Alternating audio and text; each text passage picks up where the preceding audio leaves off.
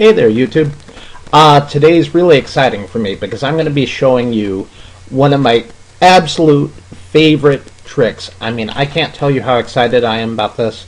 I literally do this all the time. Usually if I want to show off or something like that, like to prove I'm an amazingly boring person or something. When people find out that I do mental math, they ask what it is, and I do this trick to show them exactly what I'm talking about when I'm talking about mental math, because it gets the point across and it looks amazingly impressive. I'll show you what I mean by doing it as a party trick in a second, but first let's go over the method. How you go about doing this is the exact same way that you do in my last video on squaring numbers that end in 5. And I'm not going to go over everything, but I am going to go over the stuff real quick. So here we go. The rules for doing this, first off, the numbers in the tens place have to both be the same. Like you see here, we have two 20s, here we have two 80s, here we have two 40s, here we have two 70s.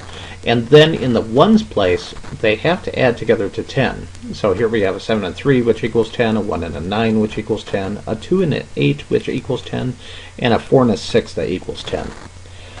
So with those rules in mind, here's how you go about doing this. You take the number in the tens place, which is the same for either number, obviously, and you increase it by 1. So we have a 3 and a 2 now, and you multiply those. So 3 times 2 is 6.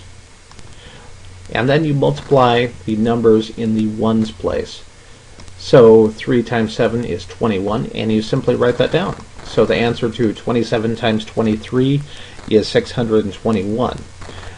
In this next case here, we increase 8 by 1 to get 9, and we multiply 9 times 8, which gives us 27. So we write that down.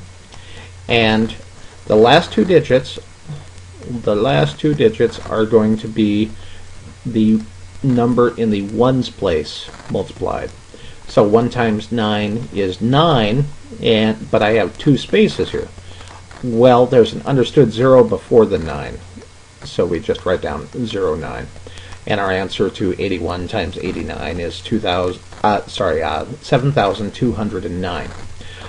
Our next one here, we increase 4 by 1 and multiply that. So 4 times 5 is 20. And then the last two digits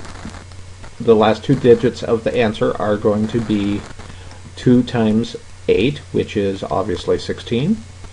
And that gives us our answer, 2016. Real simple. This last one here I have 74 times 76. So 7 times 8 is 56. And then 4 times 6 is 24. And that gives us our answer, 5,624.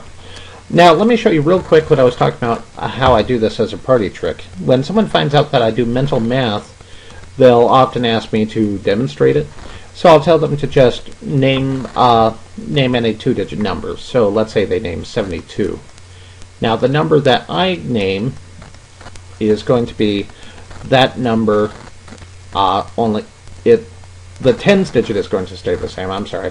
The tens digit is going to stay the same, so I'm going to name 70, and then for the ones digit, it's going to be 2 minus 10, or 8. And as you can see, that follows the rules of the problems we had up there, and the answer to this problem would be 5,616.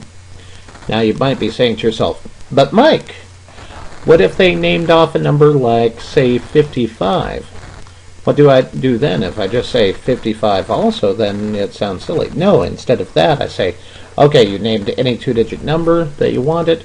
Now I'm going to go ahead and square that in my head for you.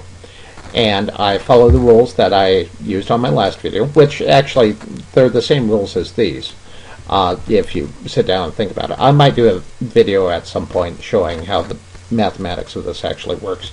But it's just 5 times 1 greater than it, which is going to be 30. And then I stick a 25 on the end, and I have the answer. So that's how you can turn this into a really cool party trick if you wanted to. I just hope you go to parties that are as boring as mine are, where they actually ask you to do math at the party. Have a great day, everyone, and I'm glad you're watching these videos. Bye-bye.